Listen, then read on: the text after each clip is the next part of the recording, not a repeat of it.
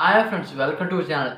Hero Satyadev గారి 'zebra' movie review అయితే ఇవ్వబోతున్నాను భయ్య. ఎవరైనా మన ఛానల్‌కి ఫస్ట్ టైం వస్తే కొద్దిగా లైక్ చేసి ఛానల్‌ని సపోర్ట్ చేయండి భయ్య. ఇక వీడియోలో అయితే ఉంటుందాం. ఫస్ట్ ఆఫ్ ఆల్ భయ్య, ఈ మూవీ మొత్తం మాకు అసలు కొత్తగా అనిపించింది భయ్య. నేను కొత్త రకమైన స్టోరీ చూశానని నాకైతే అనిపించింది. ఎందుకంటే దీంట్లో సత్యదేవ్ గారి యాక్టింగ్ వేరే లెవెల్ అయితే ఉంటుంది. అయితే రీసెంట్‌గా తీసిన 'దిల్‌కుల్ సల్మాన్ లక్కీ భాస్కర్' మూవీ ఉందిగా, అదే రకంగా ఈ మూవీ కూడా బ్యాంక్ చుట్టూ తిరుగుతుంది. కానీ స్టోరీ ప్లాట్ వేరు. దాంట్లో అనమాట 'దిల్‌కుల్ సల్మాన్' గారు స్టాక్ మార్కెట్‌లో ఇన్వెస్ట్ చేసి డబ్బులైతే సంపాదిస్తారు. కానీ దీంట్లో అనమాట మన సత్యదేవ్ గారు బ్యాంక్ నుండే డబ్బులైతే తీసుకొస్తారు భయ్య. దొంగతనం చేస్తారు. వేరే లెవెల్. అయితే ఈ మూవీ ఎలా స్టార్ట్ అవుతుందంటే, హీరోయిన్ అనమాట ఒకళ్ళకి సెండ్ చేయబోయే మనీ ఇంకొకళ్ళకి అయితే సెండ్ చేస్తారు. ఆ మనీ ఎలా రిటర్న్ వస్తుంది? అదే కాకుండా హీరో సత్య గారు ఏ రకంగా ఆ మనీ రావడానికి ఆయన ప్రయత్నిస్తాడు అనేది మాట చాలా బాగుంటుంది భయ్య. అదే కాకుండా భయ్య, దీంట్లో సాంగ్స్ అంత ఎక్కువ ఉండవు. 3 సాంగ్స్ నాకు చాలా బాగా నచ్చాయి భయ్య. అలాగే బ్యాక్‌గ్రౌండ్ మ్యూజిక్ కొత్తగా అనిపించింది భయ్య. నాకు ఇలాంటి మ్యూజిక్ నేను ఇంతకుముందు ఏ మూవీలో వినలేదే అని నాకైతే అనిపించింది. హీరో సత్యదేవ్ గురించి చెప్పాలంటే ఆయన ఒక తోపు యాక్టర్ భయ్య. ఆయనకి మంచి హిట్స్ పడట్లేదు గానీ, ఆయన తీసిన 'బ్లఫ్ మాస్టర్' అలాగే 'గాడ్ ఫాదర్' మూవీలో చిరంజీవి గారిని డామినేట్ చేశారు. అలాంటి యాక్టింగ్ అతనిదనమాట. వేరే లెవెల్ యాక్టర్.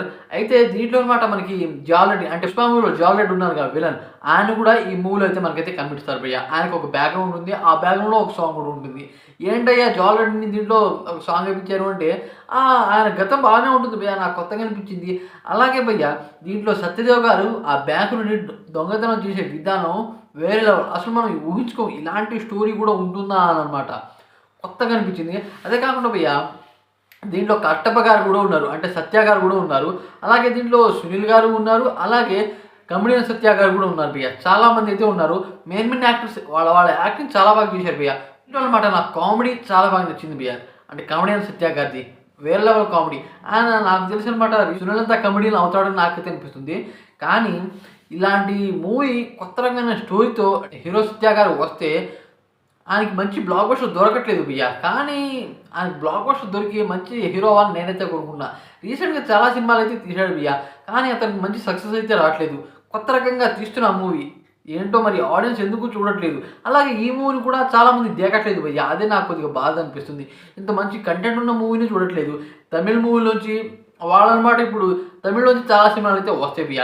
అయితే ఇప్పుడనమాట వాళ్ళనమాట రివ్యూస్ ఇచ్చే వాళ్ళని అసలు థియేటర్‌లో రానికూడదు అనేది చెప్తున్నారు.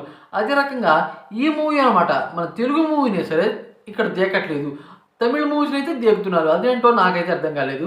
కానీ ఇలాంటి మంచి యాక్టర్‌ని మనం అయితే ప్రోత్సహించాలి భయ్య. అంటే ఇంకా సపోర్ట్ చేయాలి. సపోర్ట్ చేస్తే అనమాట మన తెలుగు హీరోలు అనమాట ఇంకా ప్రమోట్ అయ్యి మంచి మంచి సినిమాలు తీస్తారు. కానీ వేరే హీరోలని సపోర్ట్ చేయడం నాకైతే నచ్చలేదు.